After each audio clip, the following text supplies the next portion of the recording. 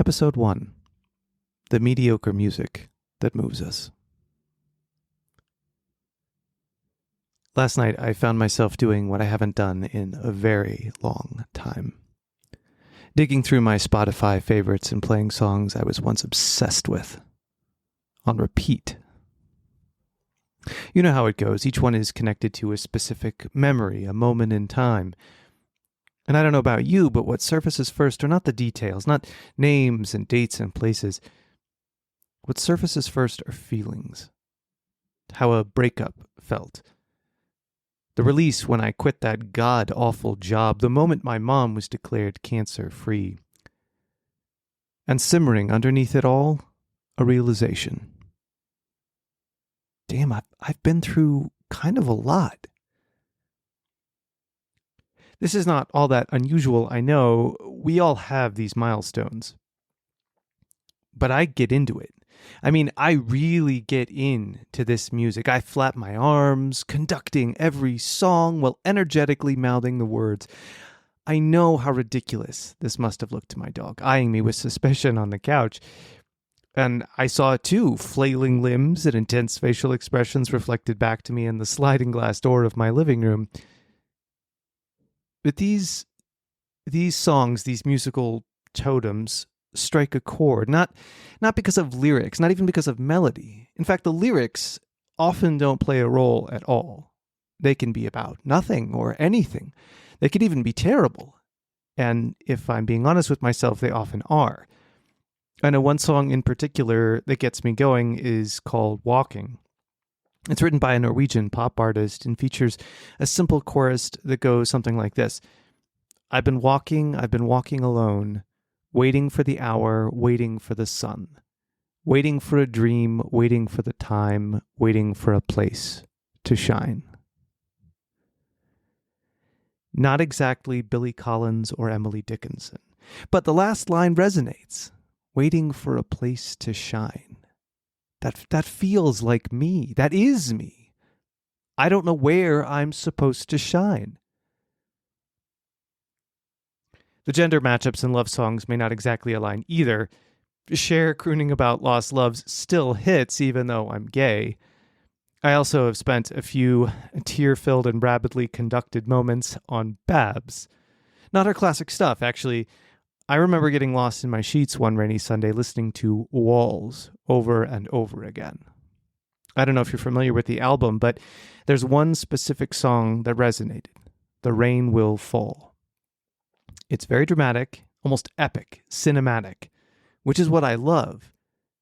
And it had no direct connection to my existence. But it just felt so painfully yearning, so deeply sad that I instantly connected to it. I latched onto it and played it over and over and over and over again. There are other tunes that just sort of happen to cause an emotional ruffle. My dad, for instance, owns a number of Czech albums from an artist named Karel Gott. I remember listening to 45s in our basement, his poppy voice scratching out 70s hits in Czech. I didn't understand a thing, but I remember being carefree and happy while the music was playing. And when I listen to Karel now, he always reminds me of those days. Now, in my adulthood, as I navigate the awkward dating landscape, I'm faced with questions about my musical taste and preference. What do you like to listen to before bed? What's a good weekend artist for you? What do you put on before you start your day? I don't really have answers to these questions. I don't think about music that way. Not really. I'm not a Swiftie or a Beehiver, and I never was a Belieber or a fan of any one artist, not to that extent anyway. I just collect songs that play in pivotal moments in my life. And many of them, I confess, are mediocre. You get bad lyrics and overly simple melodies. They're just rough around the edges, or they're just so saccharine sweet that most people wouldn't give them much merit. Yeah, maybe they're fun to listen to now and again, but they don't have any heft, any oomph to them. But I love them. I love them because they were the soundtrack to a first kiss, or an epic night with a close friend, a night spent in tears on my couch, recovering from brokenheartedness. I have songs for all of these things. They help me remember where I came from, what I've done, who I am. And despite the pain that absolutely surfaces with several of these songs, they're a sobering reminder that I am uniquely me. I'm made for unique things, I have accomplished unique things, and I'm capable of starting ripples that will shake the future with unique impact. I have done good things, I've survived the rough stuff, and I'm moving with the possibility of making change, the kind of change I want to see in the world. Now listen, that's cheesy. I know it is. And maybe it's even a bit naive. I'm 42, I should know better. Can I really make the change I want to see in the world? I kind of believe that that's true. I kind of believe that I can still.